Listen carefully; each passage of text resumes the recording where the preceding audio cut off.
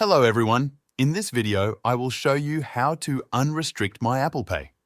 First, open the Settings app on your iPhone and then tap on your Apple account that is shown at the top. Now go to Personal Information, which appears at the beginning, and in this section, you can make changes to your birthday. Once that is done, navigate to the Wallet app. Then tap on the plus icon and select the option to use a previous card.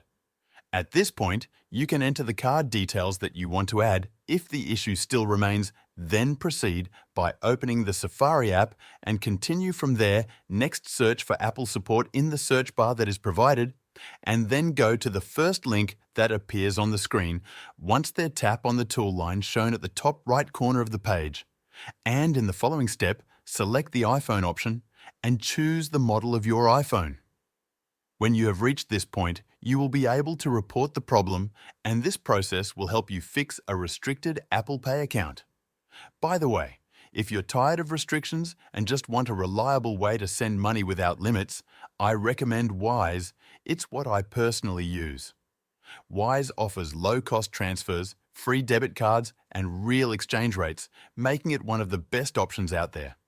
Sign up with the link in the description today, and your first transfer up to $800 is completely free. Quick and free to set up.